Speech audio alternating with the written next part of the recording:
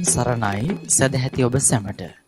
සදහැවත්නි, කුසලයේ නිසාම බැබලෙන ජීවිත, අකුසලයේ නිසාම අයහපතට හේතු වන වග සිහිපත් කරගනිමින් සාදු චරිතයක් නිර්මාණය කරගන්නට ඔබට සද්ධර්මයෙන් මඟ කියා දෙන පින්වත් හෝරාවක් පූජනීය කෝරළයාගම සරණතිස්ස පින්වත් ස්වාමින් වහන්සේගේ ගෞරවනීය වැඩමවීමෙන් ආරම්භ කරන්න සූදානම් වන මොහොත. දේශකයන්න් වහන්සේ ප්‍රථම කොට নমස්කාර පූර්වකව අපි පිළිගනිමු. අවසරයි අපේ හාමුදුරුවනේ. සාදු සාදු සාදු. දායක පින්වතුන්ගේ ආරාධනාවෙන් අද මේ උතුම් වූ සාධර්ම දේශනාව පැවැත්වෙන මේ පරිශ්‍රයට වැඩම කොට වදාළ බිබිලිඔය රාජමහා විහාරවාසී පූජ්‍යපාද බිබිලිඔය චන්දිම ස්වාමින් වහන්සේ, පත්තුණු පිටියේ විමලසාර ගෞරවනීය ස්වාමින් වහන්සේ සහ මාලිබොඩ ධම්මකීර්ති ස්වාමින් වහන්සේ අපි තාම ගෞරවයෙන් নমස්කාර පූර්වකව පිළිගනිමු. අවසරයි ස්වාමින් වහන්සේ. සාදු සාදු සාදු. අද ඒ අනුව මේ දේශනාවට දායකත්වයේ දරමින් කටයුතු කරනවා යටියන්තොට කිතුල්ගල තැලිගම පදිංචි RPS රණසිංහ මෑණියන්, ඒ දරුවන් හා ඥාති හිත මිත්‍රාදී පිරිස. සමන්ත චක්කවාලේසු අත්‍රා ගච්ඡන්තු දේවතා සද්ධම්මං මුනි රාජස්ස සුනන්තු සග්ග මොක්ඛදං ධම්මස්සවන කාලෝ අයං බදන්තා ධම්මස්සවන කාලෝ අයං බදන්තා ධම්මස්සවන කාලෝ අයං බදන්තා.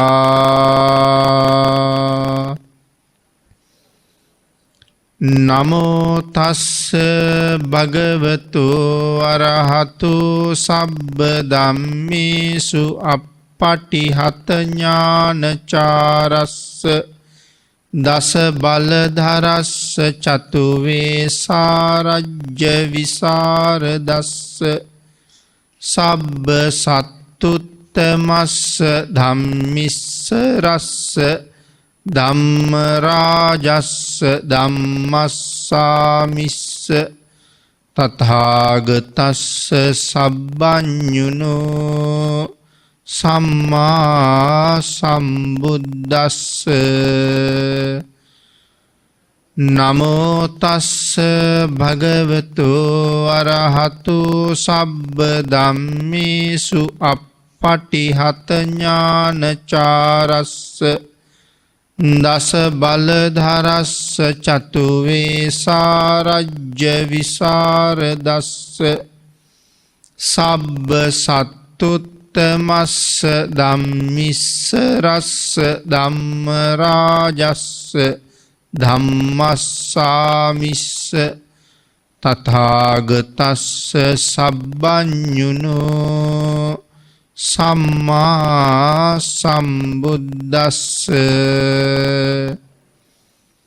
නමෝ තස්ස භගවතු අරහතු සබ්බ ධම්මේසු අප්පටිහත ඥානචාරස්ස දස බලධරස්ස චතු වේසාරජ්‍ය විසරදස්ස සබ්බ සත්තුත්තමස්ස ධම්මිස්ස රස්ස ධම්ම රාජස්ස ධම්මස්සාමිස්ස තථාගතස්ස සබ්බඤුනෝ සම්මා සම්බුද්දස්ස.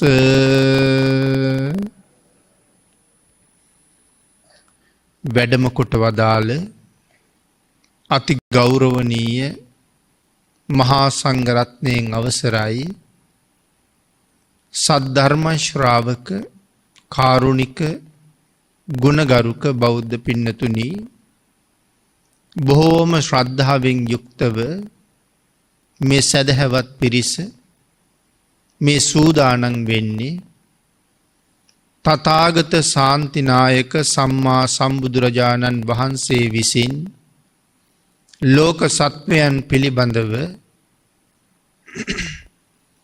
අප්‍රමාණ දයාවෙන් කරුණාවෙන් මෛත්‍රියෙන් යුක්තව දේශනා කොට වදාළ අති උතුම් වූ ශ්‍රී සද්ධර්ම රත්නයෙන් අබමල් රේණුවකටත් වඩා අඩු බොහෝම පුංචි කොටසක් දේශනා කරවගෙන ධර්ම ගෞරවය පෙරදැරි කරගෙන අති උතුම් වූ සද්ධර්ම දානමය පින්කමක් සිදු කරගන්න. එයින් රැස්වෙන උදාර පුණ්‍ය ධර්මයන් ඊ타ම ඉක්මන් භවයක ඊ타මත්ම කෙටි කාලයකින් සැප සහිත ප්‍රතිපදාවකින් උතුම් චතුරාර්ය සත්‍ය ධර්මයම අවබෝධ කර ගැනීම සඳහා හේතු වාසනා වේවා කියලා ප්‍රාර්ථනා කරමු. පින්නතුනි අද ධර්ම දේශනාවේ මාතෘකාව හැටියට මං යොදා ගන්න කල්පනා කළේ ධම්මපද පාළියේ සඳහන් වන බුදුරජාණන් වහන්සේගේ ශ්‍රී මුඛ ධාතුවෙන්ම දේශනා කොට වදාළ තවත් උතුම් ගාථා රත්නයක්. අන්ධ භූතෝ අයං ලෝකේ තනු කෙත්ත විපස්සති සකුණෝ ජාල මුත්තෝව අපොස්සග්ගාය ගච්ඡති. අපේ බුදුරජාණන් වහන්සේ මේ ගාථා රත්නයේ දේශනා කොට වදාළේ එක පේසකාර දියණියක් අරමුණු කරගෙන. අපේ බුදුරජාණන් වහන්සේ අලව් නුවර අග්ගාලව කියන විහාරේ වැඩ ඉන්න කාලේ ධර්ම ශ්‍රවණය කරන්න එකතු වෙච්ච විශාල පිරිසකට ධර්ම දේශනාව සිදු කරනකොට බුදුරජාණන් වහන්සේ මේ මරණ සතිය පිළිබඳව විශේෂයෙන් කරුණු කාරණා දේශනා කළා. මරණය සිහිපත් කරන එක, මරණානුස්සතිය වඩන එක සංසාරේ ආරක්ෂාව සඳහා කොච්චර වටිනවද? නිවනට ඒ පුජ්‍යලයා ළඟා කරන්න කොයිතරම් හේතු වෙනවද? නිවැරදි ගුණගරුක කෙනෙක් බවට පත් කරන්න මේ මරණ සතිය වඩන එක කොච්චර වටිනවද කියන කරුණු කාරණා දක්වමින් ඒ පිළිබඳව ධර්ම දේශනාවක් කළා. ඒ දේශනාව අවසානයේ මගඵල ලබාපු අයත් හිටියා. අනික් සාමාන්‍ය අය සාමාන්‍ය විදිහටම ධර්ම දේශනාව අහලා ගිහිල්ලා තම තමන්ගේ කටයුතු වල යෙදුණා. ඒක සාමාන්‍ය ස්වභාවයයි. ඊටාම නිවැරදිව මනාව සද්ධර්ම ශ්‍රවණය කරන අය විශේෂයෙන් අපි දකිනවා බොහොම අඩුයි. හරියටම ධර්ම ශ්‍රවණය කළොත් හරියට මේක ජීවිතයට එකතු කරගත්තොත් බණ අහන්න වාඩි වුණාට වඩා හුඟක් වෙනස් වෙච්ච කෙනෙක් තමයි නැගිටින්නේ. මං සතුව මේ අඩුපාඩු මෙච්චර තියෙනවා. අද ධර්මදේශනාවේදී අඩුපාඩු කතා වුණා. එහෙම අඩුපාඩු සහිත ජීවිතවල තියෙන අවාසනාවන්ත බව සංසාරේ දුක් විඳින්න වෙන හැටි දේශනාවෙන් පැහැදිලි කළා. මෙවන් උතුම් මනුස්ස ජීවිතයක් ලබාගත් මම අඩුපාඩු වලින් තොර වෙච්ච ගුණගරුක ජීවිතයකට යොමු වෙන්න ඕන කියන හැඟීම ඇතුව තමයි මනාව ධර්මය අවබෝධ කරගත්ත කෙනා ශ්‍රවණය කරලා තේරුම් ගත්ත කෙනා නැගිටින්නේ. ඉතින් එහෙම ආය දකින්නේ ඊටාම කලාතුරකින්. අපි බණ අහනවා ආය නැගිටලා ගිහිල්ලා පෙර වගේම ඒ ලෞකික කටයුතු වල කරගෙන ආපු ඒ ටික එහෙම්මම කරගෙන යනවා. එදා පිරිසත් බණ අහලා මගඵල ලබාපු අය හිටිය, අනික් අය ඒ විදිහමයි. නමුත් මෙතන හිටියා අවුරුදු 16ක් විතර වයස තරුණ වයසේ ගැහැණු දරුවෙක්. ඒ දරුවා කල්පනා කළා බුදුරජාණන් වහන්සේ මේ තරම් අගය කරලා මරණ සතිය පිළිබඳව ධර්ම දේශනාවක් කළා. භාග්‍යතුන් වහන්සේ මේ ධර්ම දේශනාව අපි වෙනුවෙන් සිදු කරන්න සංසාරේ මොනතරම් කැපකිරීමක් කළාද? ඒ ලෝක සත්වයා සුවපත් කරවන්නමයි. එහෙමනම් මමත් බණ අහපු තවත් එක පුද්ගලයෙක් බවට පත් වෙන්නේ නැතුව මේ ධර්ම කාරණාව මගේ ජීවිතයට එකතු කරගන්න ඕනේ. එහෙම තීරණය කරලා මරණ සතිය ක්‍රමක්‍රමයෙන් මනාව දියුණු කළා. දැන් අවුරුදු 3ක් විතර ගත වුණා. දැන් ඇයටත් අවුරුදු 19ක් 20ක් විතර වෙන්න ඇවිල්ලා. අපේ බුදුරජාණන් වහන්සේ මහා කරුණා සමාපත්තියෙන් ලෝක ධාතුව බලා වදාරන වෙලාවක එදා මරණ සතිය වඩන්න තීරණය කරපු අග්ගාලුව විහාරේ බණ අහපු අර තරුණ දුව දැක්කා. සංසාරයේ අසීමාන්තික පින් තියෙන නිසා තමයි බුදුරජාණන් වහන්සේගේ මහා කරුණාවට අහු වෙන්නේ. එහෙම නැත්නම් මේ ලෝකේ ඔක්කොම දකින්න දෙපෙයි. විශේෂිත වෙච්ච සීමිත පිරිසක්, අන් අය ඉක්මවලා පින් තිබිච්ච පිරිසක් බුදුරජාණන් වහන්සේගෙන් විශේෂ පිහිටක් ලැබුවා. එහෙම භාග්‍යතුන් වහන්සේ දන්නවා මේ තරුණ දරුවා අද මරණයටපත් වෙනවා. ඒක හැබැයි ඇය දන්නේ නැහැ. ඇයි නිතරම ජීවිතයේ අනිත්‍ය බව, අස්තිර බව මෙනෙහි කරමින් තමයි හිටියේ. භාග්‍යතුන් වහන්සේ දන්නවා අද බුදුරජාණන් වහන්සේ මුණ ගැහුනොත් ඇය නිකන් පෘථග්ජන සෙයියාවෙන් මැරෙනව නෙමෙයි, සෝවාන් වෙලා මරණයටපත් වෙනවා. අන්න ඒ පිහිට ඇයට වෙන්න පුළුවන් නම් හරි වටිනවා. ඒක අරමුණු කරලා අපේ භාග්‍යතුන් වහන්සේ නැවතත් යොදුන් 30ක් පමණ දුර ගෙවාගෙන සවැත් නුවර ඉඳලා අලව් නුවර අග්ගාලුව විහාරයට වැඩම කළා. බුදුරජාණන් වහන්සේ වැඩිය කියලා ආරංචි වුණ නිසා ප්‍රදේශ වාසීන් හරි සතුටින් වැඩියෙන් අග්ගාලුව නුවර අග්ගාලුව විහාරයට එකතු වුණා. අර දැරියටත් ආරංචි වුණා භාග්‍යතුන් වහන්සේ නැවත වතාවක් අලව් නුවරට වැඩලා බව. ඇයටත් බණ අහන්න යන්න පුදුම උවමනාවක් තිබුණේ. සියලු කටයුතු මනාව සූදානම් කර දවසේ වැඩ කටයුතු නිමා කරමින් බණ අහන්න යන්න ලෑස්තියි. අපි මුලින් සඳහන් කළානේ අය පේසකාර කුලයේ ඉපදිච්ච කෙනෙක් කියලා. මේ අතර ඇගේ තාත්තා කතා කරලා කියනවා, දුවේ ඊයේ ගෙනල්ලා දුන්න වස්ත්‍රයක් අද වැඩ නිමා කරලා බාර දෙන්න ඕනේ. මට තව වියතක් විතර ප්‍රමාණයක් තමයි ඒකේ වියන්න තියෙන්නේ. නමුත් නූල් ඉවරයි.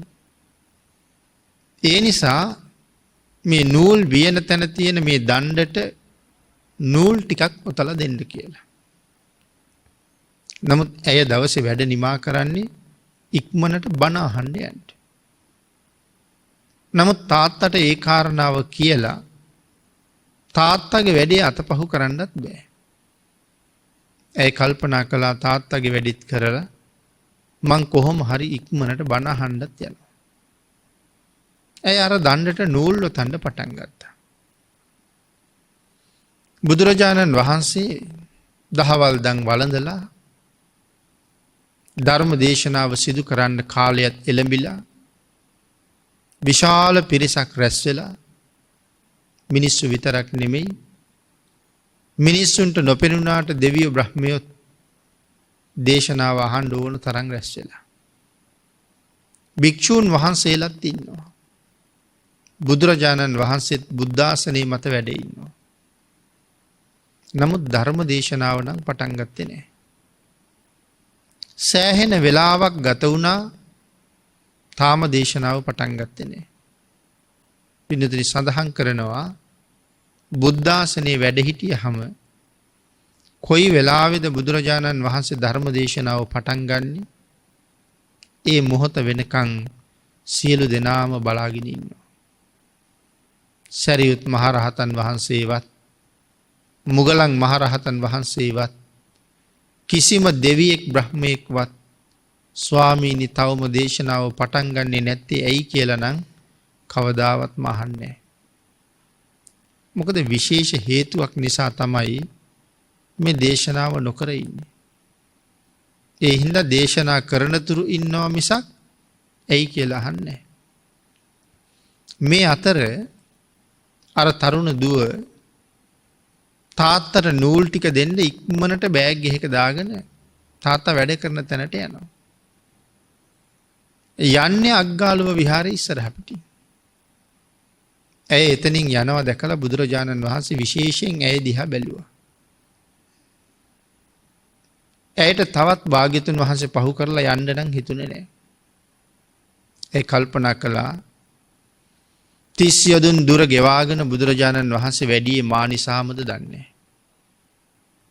බණ ටිකක් අහලා දේශනාව ඉවර වුණාම තාත්තට මේ ටික ගෙනihin දෙනවා. ඒ පිරිස අතරින් බණ අහන්න ඉස්සරහට ආවා. මෙතෙක් වෙලා නිශ්ශබ්දව හිටපු අපේ භාග්‍යතුන් වහන්සේ ඒ වෙලාවේ ශ්‍රී මුක ධාතුව විවෘත කරලා ඒ දැරියට කතා කළා. කතා කරලා අහනවා දුවේ කොහේ ඉඳලාද මේ එන්නේ කියලා. ඇය සඳහන් කළා ස්වාමීනි මම දන්නේ නැහැ කියලා. කොහාටද ඔය යන්නේ කියලා ඇහුවා. ඒ වෙලාවෙත් සඳහන් කළේ ස්වාමීනි මම දන්නේ නැහැ කියලා. දැන් මෙහෙම උත්තර දෙනකොට බණ අහන පිරිස ටික ටික කලබල වෙනවා. ඊළඟට බුදුරජාණන් වහන්සේ අහනවා දන්නේම නැද්ද කියලා. දන්නවා ස්වාමීනි. හොඳටම දන්නවද කියලා ඇහුවා. නෑ ස්වාමීනි. ඉතින් අර පිරිස නොයේ කසුකුසුව මේ කවුරු එක්ක කතා කරනවා කියලා හිතාගෙනද ඇය මේ විහිළු කරනවද? ඒ වගේ හැඟීමක් තමයි ඒ ඇයට තිබුණේ. මහරහතන් වහන්සේලා ධර්මදරයන් වහන්සේලා ඇය කියන කාරණාව පිළිබඳව අවබෝධයක් තියෙනවා. නමුත් සාමාන්‍ය ජනතාවට අවබෝධයක් නැහැ. බුදුරජාණන් වහන්සේ නැවත වතාවක් අර පිරිස ආපහු නිශ්ශබ්ද කළා. ඒ පිරිස නැවත වතාවක් සංසුන් කරලා බුදුරජාණන් වහන්සේ අර දුවට ආපහු කතා කරලා අහනවා කොහේ ඉඳලාද එන්නේ කියලා අහපුවාම දන්නේ නැහැ කියලා කිව්වේ ඇයි කියලා. ඒ වෙලාවේ ඇය හරිය ප්‍රඥාවන්තයි. ඇය සඳහන් කරනවා ස්වාමීනි භාග්‍යතුන් වහන්සේ මම මගේ නිවසේ ඉඳලා තාත්තා වැඩ කරන තැනට මේ නූල් ටිකත් අරගෙන යන බව සර්වඥතා ඥානය ලබාගෙන ලෞතුරා බුද්ධ රාජ්‍ය අත්පත් කරගත්ත බුදුරජාණන් වහන්සේට මම අමුතුවෙන් කියන්න අවශ්‍ය නැහැ. මම ගෙදර ඉඳලා තාත්තා වැඩ කරන තැනට යන බව භාග්‍යතුන් වහන්සේ හොඳටම දන්නවා. නමුත් මම හිතුවා බුදුරජාණන් වහන්සේ දැන මගෙන් අහන්නේ ඒක නෙමෙයි කියලා. බුදුරජාණන් වහන්සේ මගෙන් අහන්නේ මම මේ ලෝකෙට ආවේ කොහේඳලද කියලායි. ස්වාමීනි ඒක මම දන්නේ නැහැ. ඊළඟට භාග්‍යතුන් වහන්සේ මගෙන් ඇහුවේ කොහෙද යන්නේ කියලා. මම මේ යන තැනත් භාග්‍යතුන් වහන්සේ හොඳටම දන්නවා.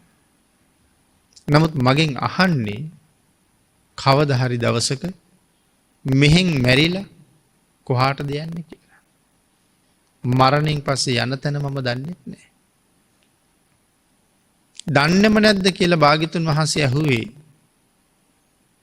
මැරෙන බව දන්නේ නැද්ද කියලා. ස්වාමීනි ඒකාන්තයෙන්ම මැරෙන බව නම් මම දන්නවා. නමුත් මැරිලා යන තැන නම් දන්නේ නැහැ. මේ කාරණා ටික තමයි ඇය මේ සඳහන් කරලා තියෙන්නේ. එතකොට තමයි අර සාමාන්‍ය අයට මනා අවබෝධයක් ආවේ. කොහේ ඉඳලාද එන්නේ කියලා අහපුවාම ආපු තැන දන්නේ නැහැ කිව්වා. එහෙනම් මනුස්ස ලෝකෙට ආවේ කොහේ ඉඳලාද කියලා දන්නේ නැහැ. කොහාටද යන්නේ කියලා අහපුවාම ඒකටත් දන්නේ නැහැ කිව්වා. මෙහෙන් මැරිලා යන්නේ කොහාටද කියලා දන්නේ නැහැ. දන්නේම නැද්ද කියලා අහුවාම දන්නවා කිව්වා. ඒකාන්තයෙන්ම මැරෙනවා. මැරෙන බව දන්නවා. හොඳටම දන්නවද? දන්නේ නැහැ කිව්වා. ඒ කිව්වේ මැරෙන්නේ කවද්ද? මැරෙන්නේ කොතනද? මැරෙන්නේ මොන හේතුව නිසාද? ඒකක්වත් මම දන්නේ නැහැ. මැරෙන දවස දන්නේ නැහැ. මැරෙන බව දන්නවා. දවස දන්නේ නැහැ. ධර්ම දේශනා කරන මමත් ධර්ම ශ්‍රවණය කරන ඔබත් ඔය ප්‍රශ්න හතරටම උත්තර දන්නේ නැහැ. කොහේ ඉඳලා එන්නේ ඇද්ද? සමහර සූත්‍ර දේශනාවල් වල හැටියට අපි දිව්‍ය ලෝකවල බ්‍රහ්ම ලෝකවල ඉඳලා ආව වෙන්න පුළුවන්. නිරය වාගේ දුක්ඛිත තැන්වල ඉඳලා මනුස්ස ලෝකයේ ඇවිල්ලා උපදින බවත් තවත් සමහර දේශනාවල් වල සඳහන් වෙනවා.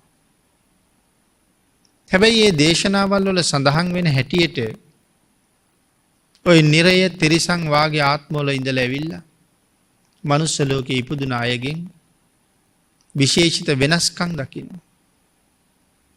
පව් විඳලා ඇවිල්ලා ආපහු බොහෝසේ පව් කරන තැන්වලම ඉපදිලා. එහෙම ඉපදිලා ආයෙත් පව්ම කරලා ආයෙත් එහාටම යනවා. ඔය දඩයන් කුලවල වැඩි කුලවල වාගේ ඉපදිලා පින් කලේ නෑනේ. ආපහු පව්ම තමයි කළේ. පංචපුබ්බ නිමිත්ත ආදී සූත්‍රවල සඳහන් වෙන හැටියට දිව්‍ය ලෝක වලින් චුත වෙන බොහෝ දෙවිවරු මනුස්ස ලෝකයේ ඇවිල්ලා උපදිනවා. නමුත් ඔබත් මමත් කොහේ ඉඳලා කොහොම ආවද කියන කරුණ හරියටම දන්නේ නැහැ. දවසක මැරෙනවා, මැරිලා යන්නේ කොහෙද කියලා දන්නෙත් නැහැ. නමුත් මේ මනුස්ස ලෝකේ ජීවත් වෙන අයට යන තැන මනාව දැනගන්න පුළුවන්කමකුත් තියෙනවා. ආව දිහා දන්නේ නැහැ. බුදුරජාණන් වහන්සේට කීකරු වෙලා මනාව බුද්ධ ශ්‍රාවකයෙක් හැටියට කටයුතු කළොත් කාලයක් යනකොට දැනගන්න පුළුවන් ආවේ කොහෙන්ද කියලා. අභිඥාලාභී තැනකට වාගේ ආවහම මම පහුගිය ආත්මවල කොහොම හිටියද, කොහේ හිටියද, මොනවා කළාද, කොහොම මැරුණද, ඒ සියල්ල දකින්නත් තිබුණා. ඒ විතරක් නෙමෙයි මැරිලා යන්නේ කොහෙද කියලා ඒක දැනගන්නත් පුළුවන්. හැබැයි ඒ දැනගන්න පුළුවන් වෙන්නේ බුදුරජාණන් වහන්සේට කීකරු වෙලා භාග්‍යතුන් වහන්සේ දේශනා කරපු හැබෑ වූ ධර්ම මාර්ගයේ ගමන් කළොත් විතරයි.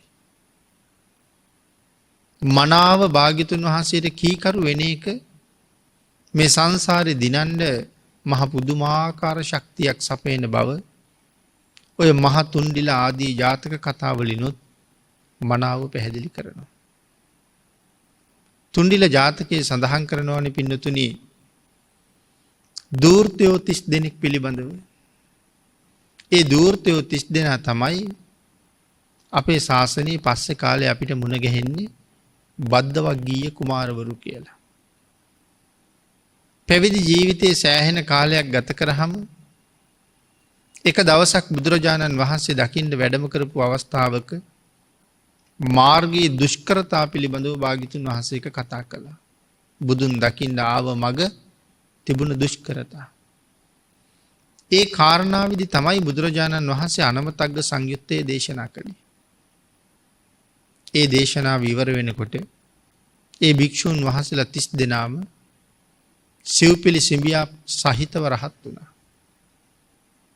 පස්සේ භික්ෂූන් වහන්සේලා කතා වුණා මේ භික්ෂූන් වහන්සේලා උන් ආසනය උඩම රහත් වුණා බණ අහන ගම. භාග්‍යතුන් වහන්සේ කරුණු දක්වමින් තමයි මහා තුන්ඩිල ජාතකයේ දේශනා කොට වදාළේ පෙර දූර්තයෝ හැටියට ඉඳලා බෝසතාණන් වහන්සේ ඌරෙක් වෙලා ඉපදිලා එදත් බරණැස් රජු ඇතුළු පිරිසට පන්සිල් රකින්ඩ මග කියල දුන්නා. එදා කීකරු වෙලා පන්සිල් ආරක්ෂා කරන්න තීරණය කළා. ඒ කීකරුකම හින්දයි මෙදා මෙහෙම පහසුවෙන් රහත්වෙන්ඩ පුළුවන් වුණේ. එහෙමනම් එදා ඒ දූර්තයෝ වෙලා ඉපදිලත් ඒ 30 දෙනා ඌරු තුඩින් දේශනා කරපු ධර්මයත් පිළිගත්තා. පන්සිල් රකින්ඩ තීරණය කළා. අද මනුෂ්‍යයෝ වෙලා ඉපදිලත් අපිට දැන් අවුරුදු කීයක් වයසද? එක එක්කෙනා එක එක වයසයි. 30 40 50 60 ගෙවිලා. නමුත් තවමත් පන්සිල්වත් ආරක්ෂා කරගන්න තරම් කීකරුකමක් අපි ළඟ නැති නිසා මේ සංසාරේ අපිට තවත් හුඟක් ඈතයි කියලා තමයි කියන්න වෙන්නේ. භාග්‍යතුන් වහන්සේගේ එදා ධර්ම දේශනාව ඉවර වෙනකොට අර තරුණ දුව සෝවාන් වුණා. ඒ දේශනාව ඉවර වුණාම භාග්‍යතුන් වහන්සේට වන්දනා කරලා ඉක්මනට නූල් ටිකක් අරගෙන තාත්තා වැඩ කරන තැනකට යනකොට තාත්තා වැඩ කරන තැන අවට මග හැපිලා වැටිලා මරණයටපත් වුණා. භාග්‍යතුන් වහන්සේ මෙන්න මේ ගාථා රත්නය දේශනා කළා. අන්ධ භූතෝ අයං ලෝකේ තනුකෙත්ත විපස්සති. සකුණෝ ජාල මුත්තෝව අප්පොස්සග්ගාය ගච්ඡති. අන්ධ භූතෝ අයං ලෝකේ මේ ලෝකේ ජීවත් වෙන හුඟක් දෙනා අන්ධයි. මේ අන්ධයි කියලා කියන්නේ අපිට මේ තියෙන මසසේ අන්ධ බව නෙමෙයි මේ කතා කරන්නේ. ප්‍රඥාව නැමැති ඇහැ නැතිකම ගැනයි. ලෝකේ ජීවත් වෙන හුඟක් දෙනා අන්ධයි කියවේ එකයි. අන්ධ භූතෝ අයං ලෝකේ මේ ලෝකේ ජීවත් වෙන හුඟක් අය ප්‍රඥාව නැති හින්දා අන්ධයෝ. ඒ අන්ධයන්ගෙන් පිරිච්ච ලෝකේ ස්වල්ප දෙනෙක් මනාව ලෝකේ දිහා බලනවා.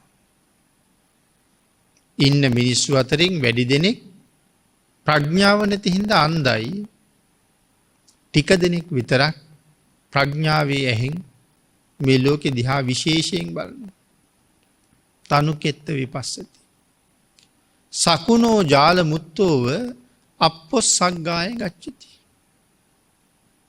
පින්නතුනි මෙතන සඳහන් කරනවා මේ කුරුල්ලෝ අල්ලන වැද්දා වටුව අල්ලන්න දැල අරගෙන ගිහිල්ලා උඩ ඉඳලා විසි කරනවා දැල. වටුව වහලා ඉන්න තැනට.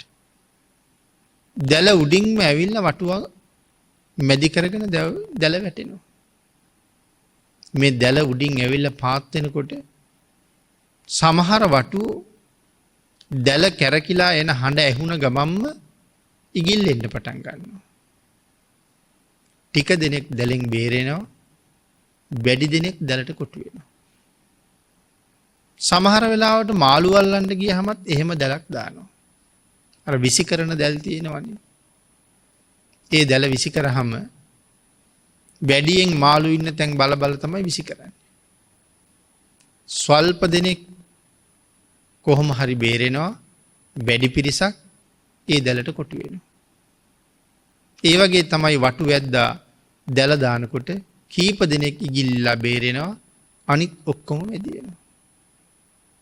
සකුණෝ ජාල මුත්තෝව අප්පොස්සග්ගාය ගච්ඡති. ටික දෙනෙක් මේ දැලින් මිදලා යනවා.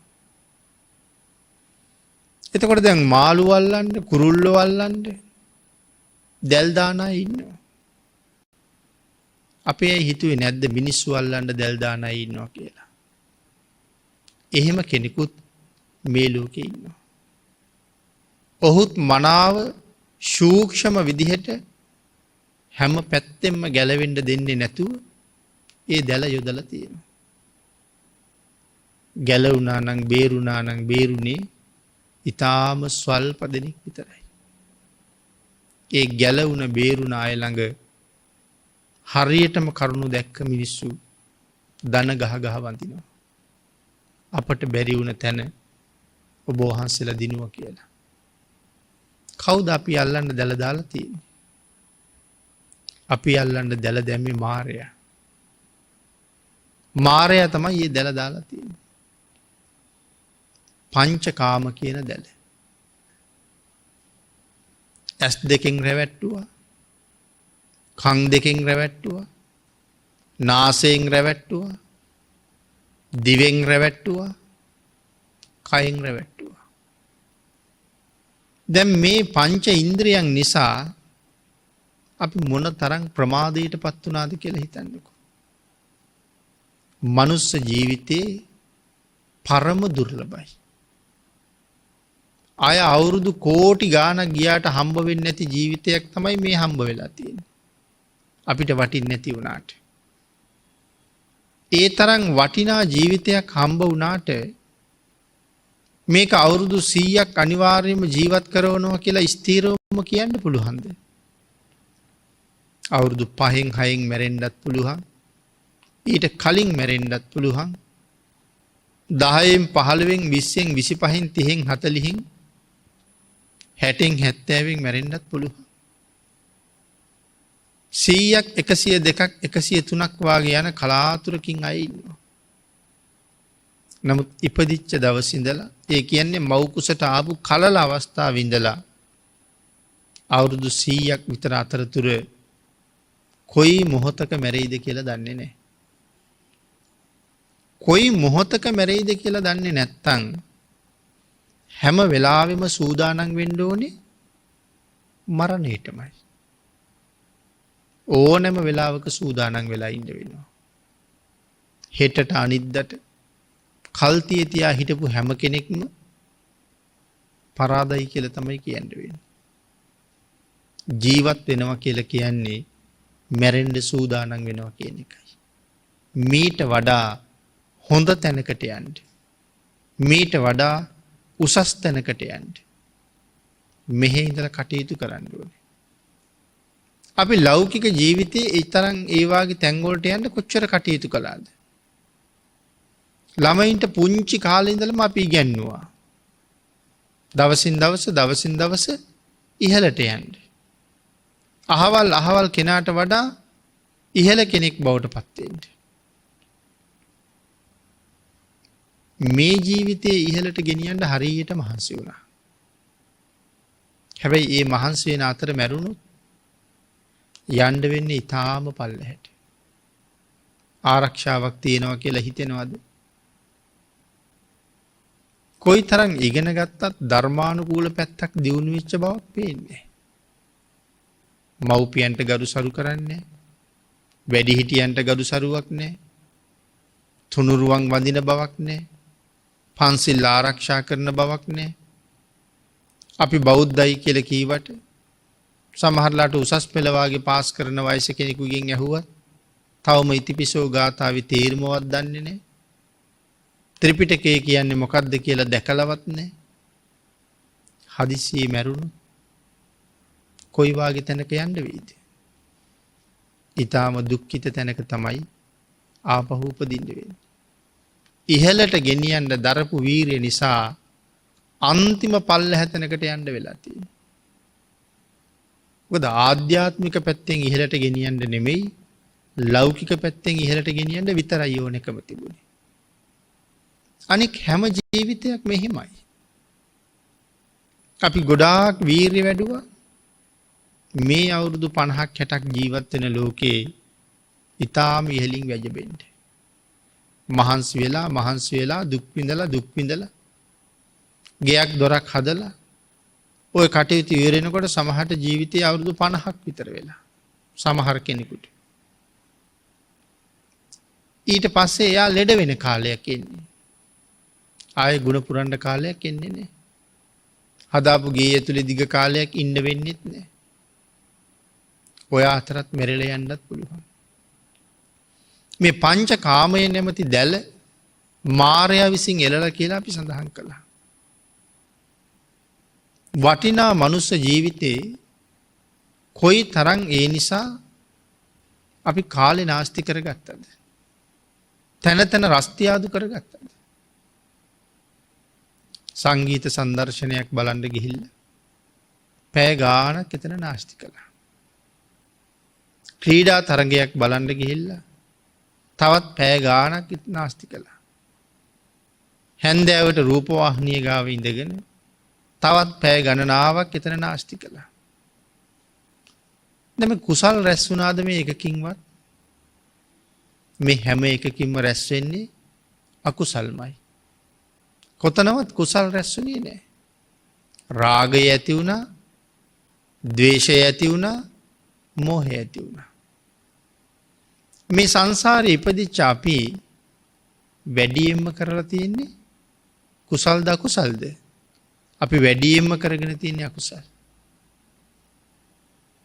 දවසකට බණක් ඇහුවොත් පැයක් දෙකක් නැත්තම් 3ක් බණ ඇහුවොත් තවත් පැය 21ක් තියෙනවා. ඒ පැය 21 පුරාම අපි අතින් කෙරෙන්නේ අකුසල්. ඒකයි පින්නතිනි මේ සංසාරයෙන් එතර යන්න මේ තරම් අමාරු. දවස් දෙකක් යනකොට පැය 42කට පින් කරලා තියෙන්නේ පැය 6යි, දවසකට පැය 3ක් කුසලයේ වෙනුවෙන් යෙදුවොත්. එතකොට 3ක් 4ක් 5ක් 6ක් මාසයක් යනකොට හිතලා බලන්නකෝ.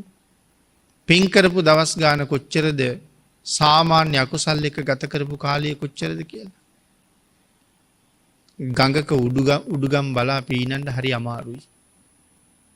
බොහෝම වෙහෙසෙන්න ඕන උඩුගම් බලා පීනන්න. එහෙම පීනලා බඹ 7-8 10ක් කොහොම හරි ඉස්සරහට යා ගන්නවා. දැන් හැබැයි අත් දෙකත් වෙහෙසයි, පාද දෙකත් වෙහෙසයි, ඇඟටත් වෙහෙසයි. එක මොහොතක් පීනන එක නතර කරලා ටිකක් හිටියොත් මොකද වෙන්නේ?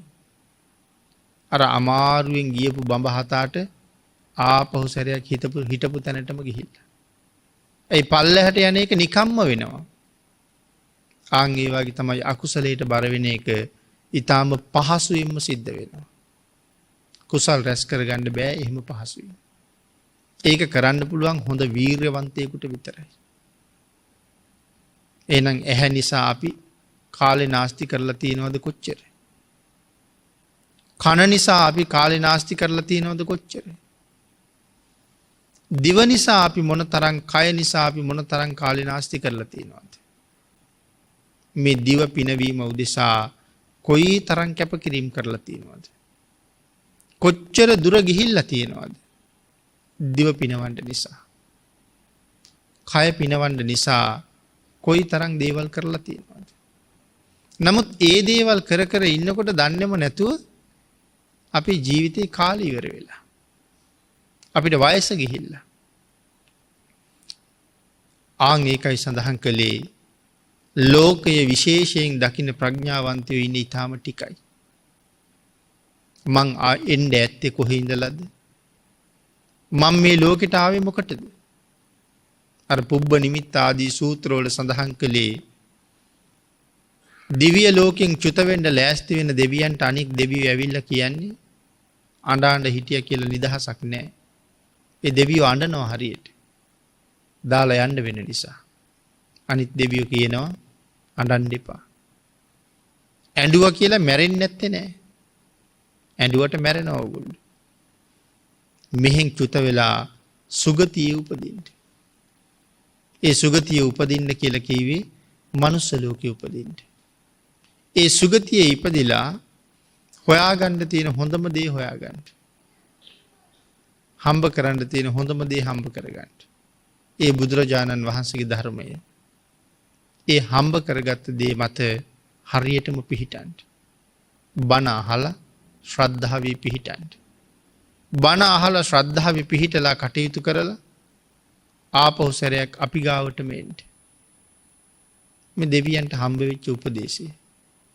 මනුස්ස ලෝකේ උපදින්න නිර්මල ධර්මය හොයාගන්න, ඒ ධර්මයේ මත මනාව ශ්‍රද්ධාවෙන් පිහිටන්න අපි ගාවට මෙන්න. ඔය උපදේශය ලබාගෙන ආපු කී දෙනෙක් මනුස්ස ලෝකයේ ඇද්ද?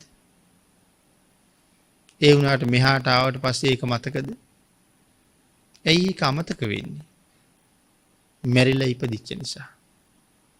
මැරිලා ඉපදුනහම අමතක වෙනවා. එතකොට ඒ පාර අපිට කියලා දෙන්න. ඒක කියලා දෙන්න තමයි සත්පුරුෂයෝ ඕනේ. මෙහාට ආවහම සත්පුරුෂයෙක් මුණ ගැහුනොත් නම් හොඳයි. නමුත් අසත්පුරුෂයෝ මුණ ගැහුනොත් නිරේටම තමයි පාර හැදෙන්නේ. අපේ බුදුරජාණන් වහන්සේ ඒකනේ දේශනා කොට වදාළේ. හැම මොහොතකම සත්පුරුෂයෙක් හොයාගන්න කියලා. සත්පුරුෂයෙක් කල්යාණ මිත්‍රයෙක් හම්බ වුණේ නැත්තම් එකලාව තනියම ජීවත් වෙන්න කියලා කිව්වේ. තනියම හැසිරෙන කඟවේනෙක් වගේ තනියමම ජීවත් වෙන්න. හුදකලාවේ ජීවත් වෙන්න.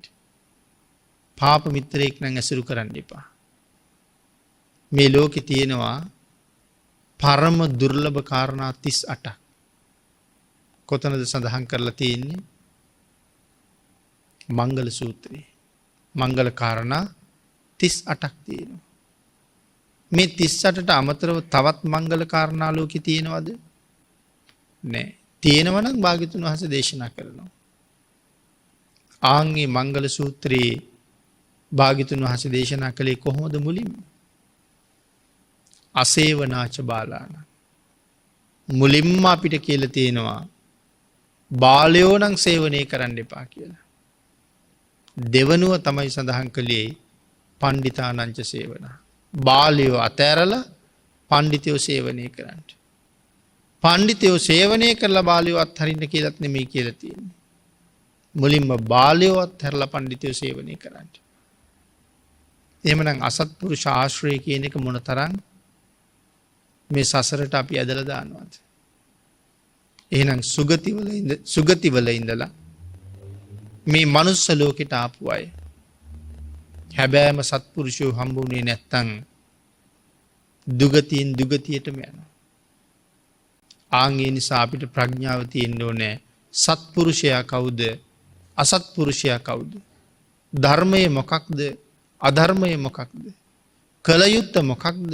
නොකල යුත්තේ මොකක්ද? විය යුත්තේ මොකක්ද? නොවිය යුත්තේ මොකක්ද? මේ කරුණු ටික තේරුම් ගන්න. තීරණය කරන්න. මනා ප්‍රඥාවක් ඕනේ. හැබැයි එහෙම ප්‍රඥාවන්තයෝ ලෝකෙ හුඟක් අඩුයි කියලායි මේ ගාථාවේ සඳහන් කළේ. අපොස්සක් ගාය ගච්ඡති ටික දෙනයි වැද්දගේ දැලින් මිදලා යන්නේ. පංචකාම නැමැති දැලී පැටලිලා හැම තැනම ජීවිතේ රස්තියාදු කරගෙන අරගෙන ආපු කාලය නිකම්ම ගෙවලා දාලා දුකසේම මැරිලා යනවා.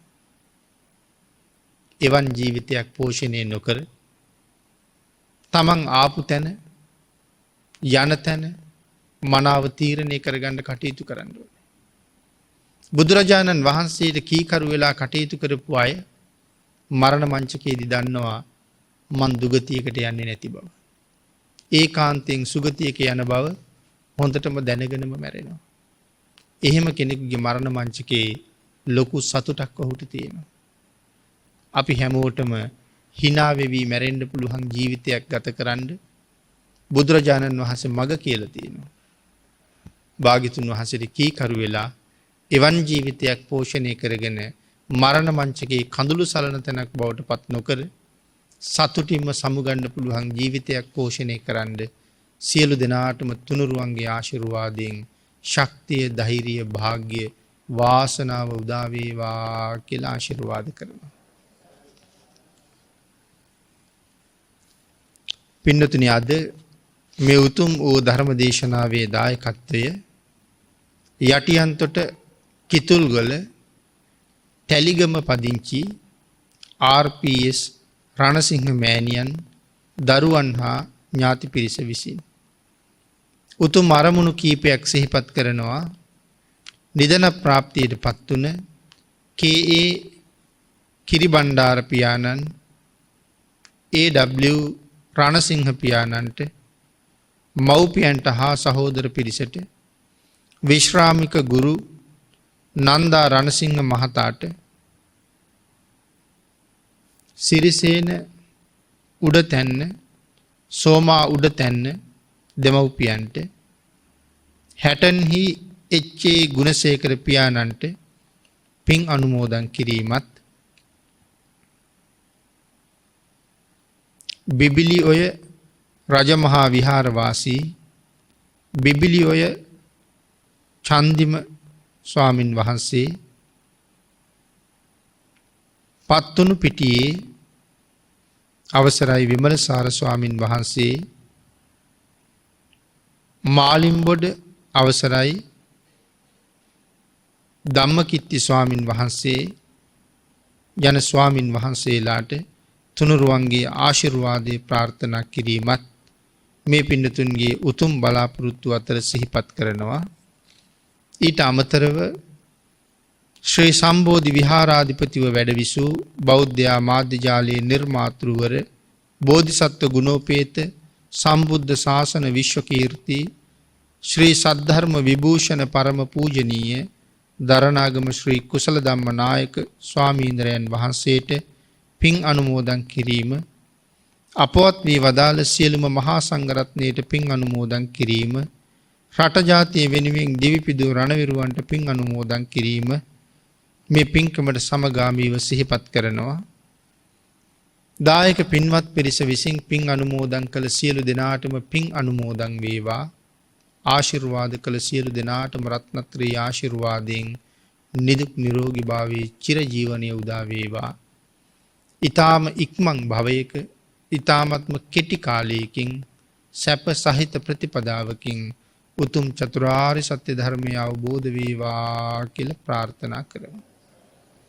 ආකාසට්ඨා ච බුම්මට්ඨා දේවා නාග මහිද්దికා පුඤ්ඤන්තං අනුමෝදිත්වා චිරං රක්칸තු ලෝක සාසනං දේවෝ වස්සතු කාලේන සස්ය සම්පatti හෝතු ච පීතෝ භවතු ලෝකෝ ච රාජා භවතු ධම්මිකෝ. සාදු සාදු සාදු. සදහවත්නි මේ උතුම් වූ දේශනාව පවත්වා වදාළේ පූජනීය කෝරළයාගම සරණතිස්ස පින්වත් ස්වාමින් වහන්සේ. දේශකයන්න් වහන්සේට නිදුක් නිරෝගී චිරජීවනයේම සැලසේවා. සාදු සාදු සාදු. ඒ පින්වත් ප්‍රාර්ථනාව සමගින් දේශනාව නිමාවට පත්වනවා. ස්වාමින් වහන්සේට ගෞරවයෙන් යුතුව පිළියෙල කළ මේ පරිස්කාර පූජාවන් සිදු කරන්න සදැහැති පිරිසට ආරාධනා කරමින් වැඩම කොට වදාළ ගෞරවනීය මහා සංඝරත්නයටත් එලෙසින්ම නිදුක් නිරෝගී චිරජීවනයේම සැලසේවායිද ප්‍රාර්ථනා කරමින් හැම දිනාටම තෙරුවන් සරණයි.